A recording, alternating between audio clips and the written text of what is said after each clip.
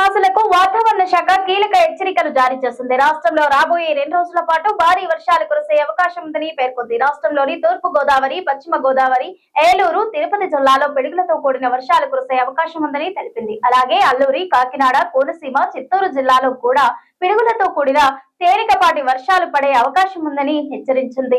ఈ వర్షాల సమయంలో 40 నుంచి 60 కిలోమీటర్ల వేగంతో ఈదురుగాలులు కూడా వీస్తాయని తెలిపింది. ఈ మేరకు ఆయా జిల్లాలకు రెడ్ అలర్ట్ జారీ చేసింది. వర్షాల పట్ల ప్రజలు అప్రమత్తంగా ఉండాలని అధికారులు చెబుతున్నారు. ఆంధ్రప్రదేశ్ వాసులకు వాతావరణ శాఖ కీలక హెచ్చరికలు జారీ చేసింది. రాష్ట్రంలో రాబోయే 2 రోజుల పాటు భారీ వర్షాలు కురిసే అవకాశం ఉందని పేర్కొంది. రాష్ట్రంలోని తూర్పు గోదావరి, పశ్చిమ గోదావరి, ఏలూరు, తిరుపతి జిల్లాల్లో పిడుగులతో కూడిన వర్షాలు కురిసే అవకాశం ఉందని తెలిపింది. అలాగే అల్లూరి, కాకినాడ, కోనసీమ, చిత్తూరు జిల్లాలో కూడా పిడుగులతో కూడిన తేలికపాటి వర్షాలు పడే అవకాశం ఉందని స్పష్టం చేసింది. ఈ వర్షాల సమయంలో 40 నుంచి 60 కిలోమీటర్ల వేగంతో ఈదురుగాలులు కూడా వీస్తాయంటూ తెలిపింది.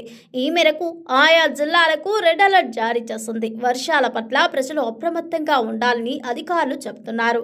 ఇక ఉపరితల ఆవర్తన ద్రోణి ప్రభావంతో తెలంగాణలోనూ రాబోయే 3 రోజుల పాటు వర్షాలు కురిసే అవకాశం ఉందని వాతావరణ శాఖ స్పష్టం చేసింది.